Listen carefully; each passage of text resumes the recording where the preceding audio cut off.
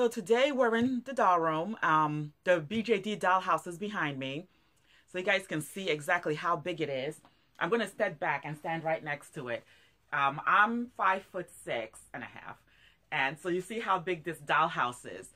But I'm right now standing in front of the table with the dollhouse behind me. There's a little vanity in the middle room there, and the two rooms to the side are painted green with carpeting. You see, we put this clamp here. Where is it?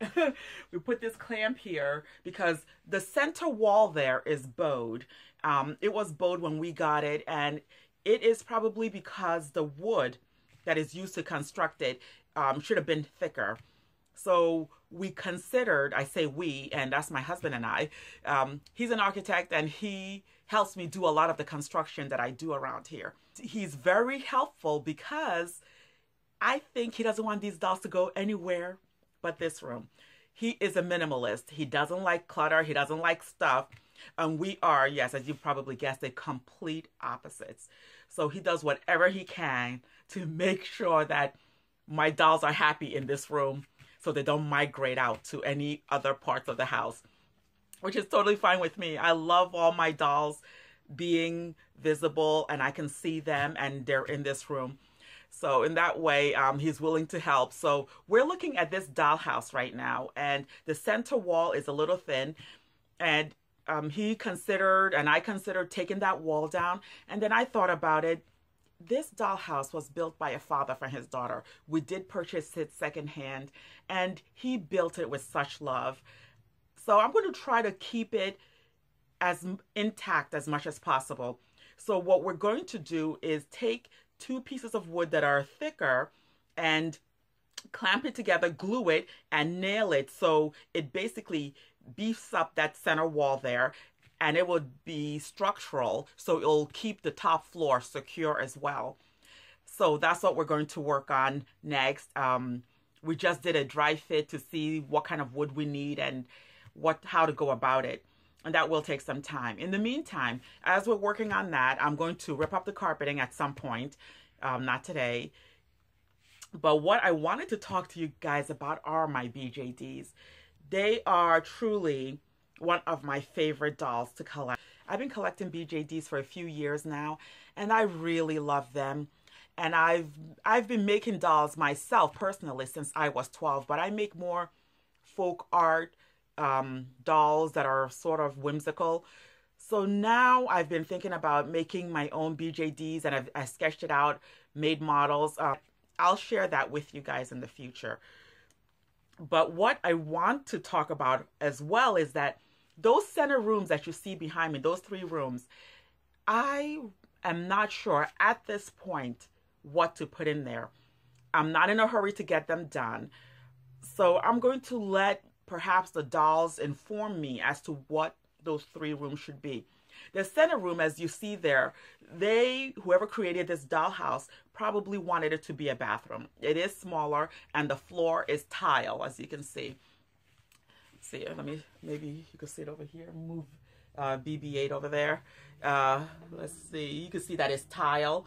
So that was meant to be the bathroom, and we will probably still keep it a bathroom.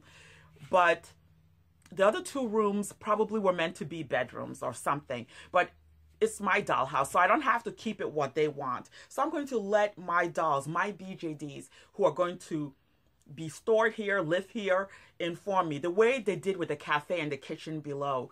Because at one point I thought the cafe was going to be a living room. But after seeing other dolls and play sets and knowing that I have a huge collection of doll food, I made it a cafe. So I'm going to start working on the rooms, the second floor rooms slowly.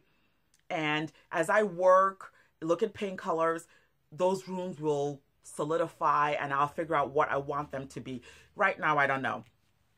But as I work on that, as I think on that, I want to show you what I do with my BJDs. I want to bring each of them out, introduce them to you, and talk about them and tell you guys what I'm going to do with them, because these dolls, these BJDs, I just love my BJDs.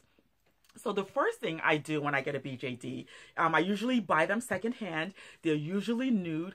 So I have a whole bunch of similar looking clothing made for them. But then I try to develop each doll. Like, let me give you an example. I got her secondhand. She is a giant Obitsu, and she's very soft, squishy doll. But take a look at her face. I did her face up a while ago when I first started, and I'm going to put a wig on her, and I'm going to make wigs for some of the other dolls. This guy, the one that's sort of blue, I don't know if you guys remember, I did a video when I got his blue body, and I finally found a head for him.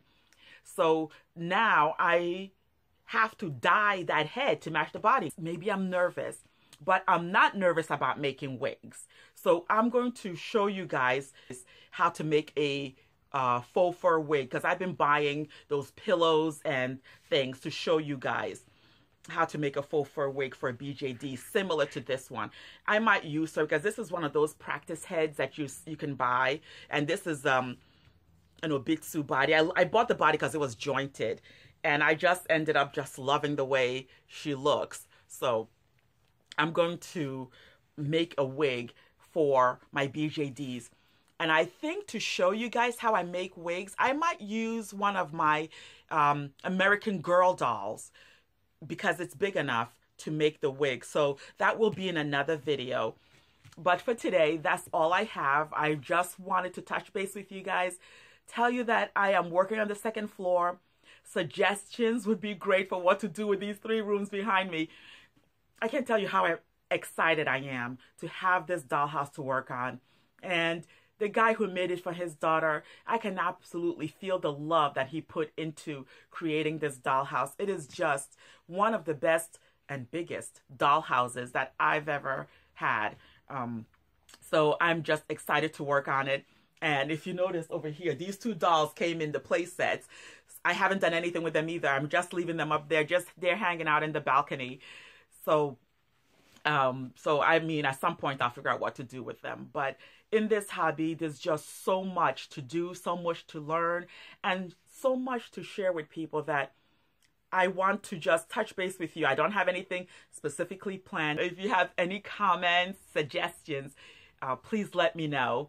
And if you enjoyed this video, please like and subscribe. Thank you so much for watching. See you next time.